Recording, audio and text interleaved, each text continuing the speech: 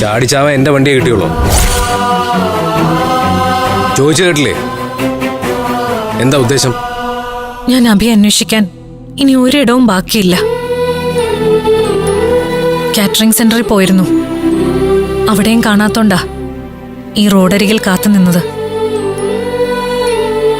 എന്താ അഭിയുടെ പ്രശ്നം?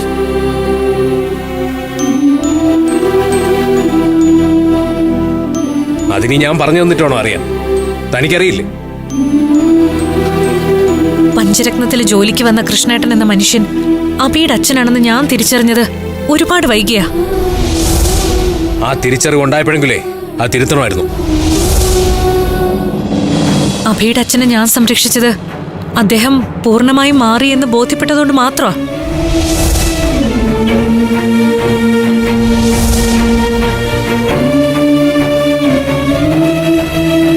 അതിന്റെ പേരിൽ അഭി എന്നോട് വിരോധം കാണിക്കരുത്.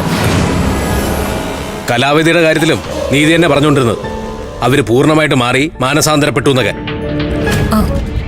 അവരുടെ കള്ളത്തരം തിരിച്ചറിയാൻ ഞാൻ അല്പം വൈകിയെന്നുള്ളത് ശരിയാ. പക്ഷേ അവരെ അച്ഛനെയും തമ്മിൽ അഭി താരതമ്യം ചെയ്യരുത്. നമ്മുടെ അച്ഛൻ അങ്ങനെയൊന്നും അല്ല. തനിക്ക് അയാൾ അച്ഛനായിരിക്കും. എനിക്ക് അയാൾ ഒരു കൊലപാതകി മാത്രമാണ്.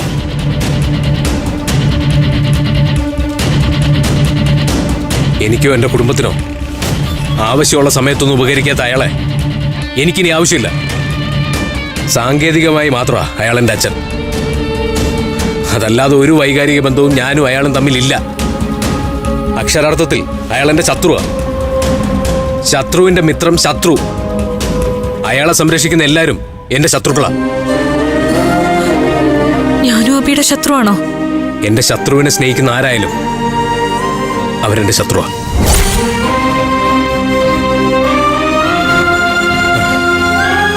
അമൃത, തനിക്ക് തെറ്റിദ്ധരുത്താൻ ഇനി അവസരവും സമയമുണ്ട്.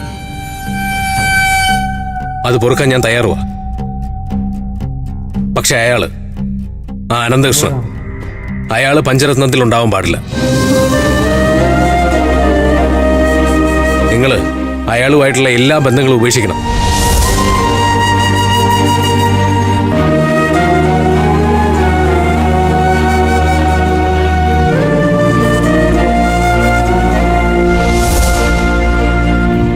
താൻ അതിന് തയ്യാറാണെങ്കിൽ മാത്രം മതി നമ്മൾ തമ്മിലുള്ള സംസാരം.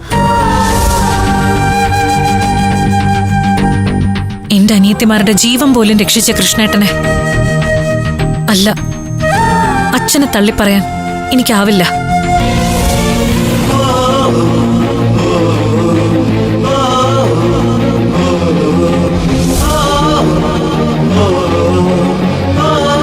അതിന്റെ പേരിൽ അഭി എന്നെ ശത്രുപക്ഷത്ത് നിർത്തുകയാണെങ്കിൽ പോലും അതില് എനിക്കൊരു സങ്കടവും ഇല്ല.